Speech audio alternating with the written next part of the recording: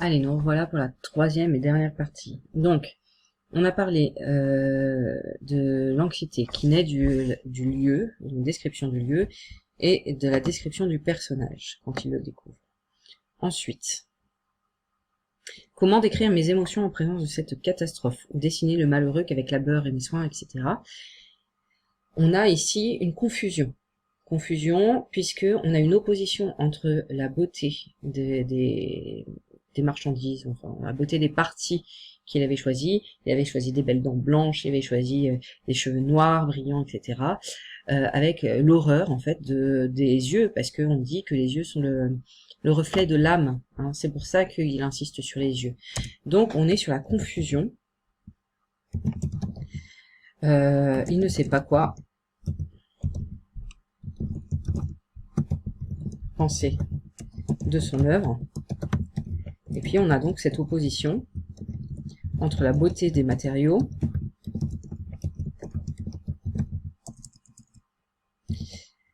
et l'horreur de ce qui en émane.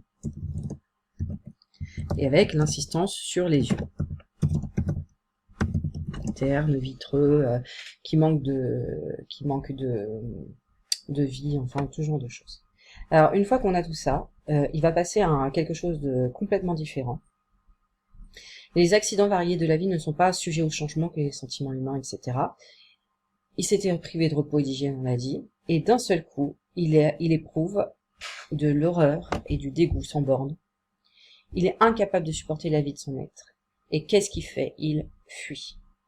Donc ça, c'est assez intéressant, parce que on va avoir très vite l'horreur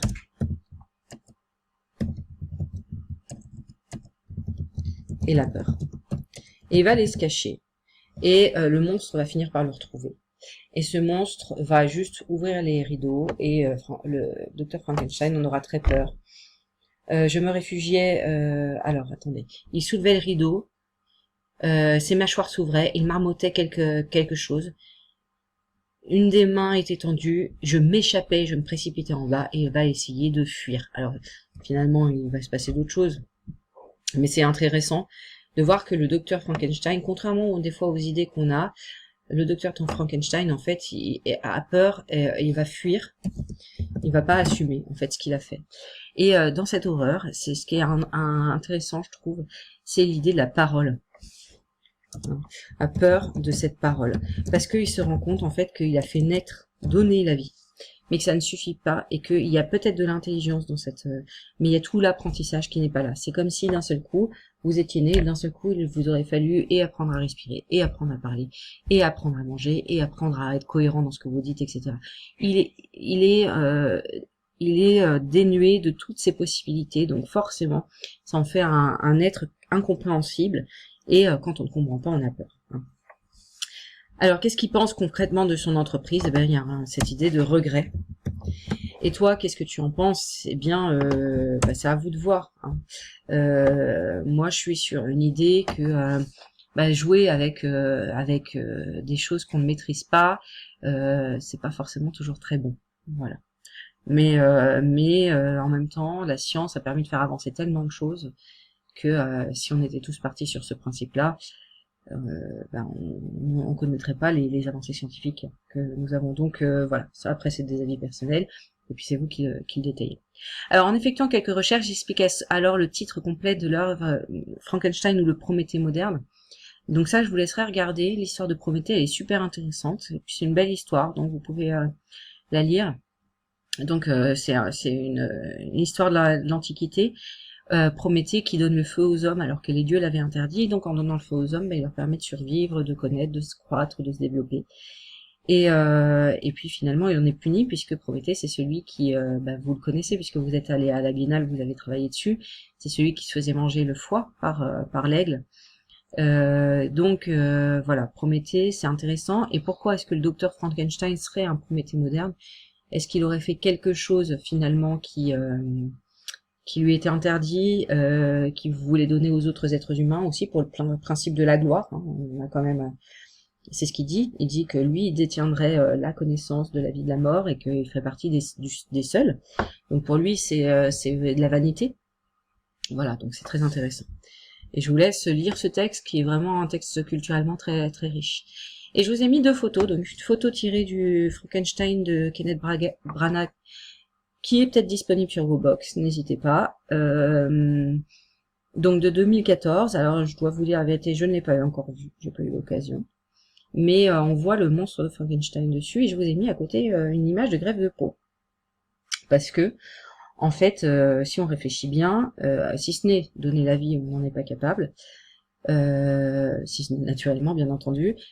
En tout cas, pour ce qui est d'assembler des parties humaines pour un autre corps, on en est tout à fait capable, puisqu'aujourd'hui, on est capable de prendre des parties de notre propre corps, par exemple un grand brûlé, on est capable de prendre une partie de ces tissus sur les cuisses, sur les fesses, peu importe, et puis de les mettre en expansion, et de pouvoir ensuite les regreffer sur soi-même, ou alors greffe de peau, greffe de cornée, etc. Il existe en plus tous les greffes de membres, enfin, c'est extrêmement intéressant ce que la science est capable de faire aujourd'hui.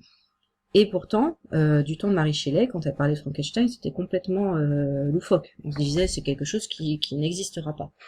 Eh bien voilà, aujourd'hui on fait de la greffe de peau, greffe de cœur, greffe d'organes, donc c'est extrêmement intéressant. Alors il nous reste le sujet de réflexion. Du coup, alors moi je vais pas vous donner d'explications, parce que j'aimerais bien que vous me le fassiez, et donc que vous me rendiez ces 15 lignes, parce que je trouve ça intéressant sur la réflexion de l'argumentation, comment on met en place les arguments, etc. En t'appuyant sur les textes, les photographies, sur tes connaissances personnelles, sur vos recherches, tu répondras au questionnement suivant, en 15 lignes. Dans cette œuvre littéraire du 19e siècle, quelle est la part de science, quelle est la part de fiction, et pourquoi penses-tu que la science-fiction puisse intéresser le lecteur? Alors en fait, quand j'écris ça, j'ai mis les 2 questions en une. Moi, je vais vous dire, choisissez-en une. Soit vous partiez sur l'idée, quelle est la part de science, quelle est la part de fiction. Après, 15 lignes, c'est peut-être un peu long, je me dis. Donc à voir. Par contre, pourquoi penses-tu que la science-fiction puisse intéresser les lecteurs? Ça, c'est, voilà. Je pense que vous avez de la richesse là-dedans. 15 lignes sur ce questionnement me paraît tout à fait possible. Donc je vous laisse me transmettre vos idées, parce que ça m'intéresse. Voilà les petits cocos, alors c'était très long aujourd'hui, parce que je vous avais donné beaucoup de matière. Mais en tout cas, c'est avec grand plaisir que j'essaye de travailler avec vous. Vous me manquez bien, je préférerais 100 fois être devant vous et puis pouvoir vous parler en vous regardant. Mais bon, on fait comme on peut. Et puis je vous embrasse très fort, parce que malgré tout, vous faites un petit peu partie de ma vie, hein. Donc voilà, je vous fais des bisous, prenez soin de vous, profitez de la vie, profitez de ce que vous pouvez faire, parce qu'on en est tous là, et puis on se revoit bientôt. De toute façon, je continue à travailler avec vous. Allez, à bientôt.